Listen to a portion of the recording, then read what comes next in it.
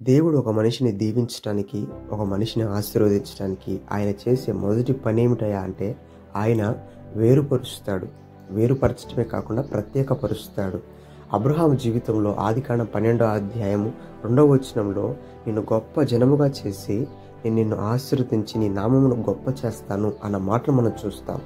యెహోవా అబ్రహామును దీవించడానికి, ఆయన చేస్తున్న వాగ్దానం నెరవేర్చడానికి ఆయన చేసిన మొదటి పని ఏమిటయా అంటే అబ్రహామును ప్రత్యేకపరిచాడు. దేని నుంచి ప్రత్యేకపరిచాడు? తన మనుషుల దగ్గర నుండి, తన ప్రాంతం నుండి, తన పద్ధతుల నుండి వేరుపరిచాడు. వేరుపరిచిన తరువాతని అబ్రహామును ఉన్నతమైన స్థితిలో ఉంచాడు.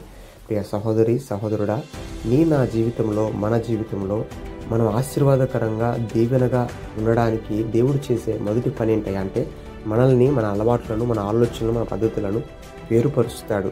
మన చీకటి జీవితాన్ని వేరుపరుస్తాడు. మన చెడు ఆలోచనలను వేరుపరుస్తాడు. మనం చెడిపోతున్న మనుషులను వేరుపరుస్తాడు. దుష్టుల ఆలోచనల చొప్పున నడవకుండా వేరుపరుస్తాడు. దైవ జ్ఞానంలో ఉండటానికి స్థిరపరుస్తాడు. అలా స్థిరపరిచిన తరువాతనే మనం మన జీవితాన్ని ఆశీర్వాదకరంగా ఆయన మలుచుతాడు. మనం ఆశీర్వాదంగా ఉంటాం. ఆశీర్వాదాన్ని పంచే వ్యక్తులుగా దేవుడు దీవిస్తాడు. ఆ వ్యక్తులుగా అలా ఉండడానికి మనం మన జీవితాన్ని ప్రభువుకు అప్పగించుకొని, పరిశుద్ధపరుచుకొని మన జీవితంలో ఉన్నతమైన స్థితికి చేరదాం.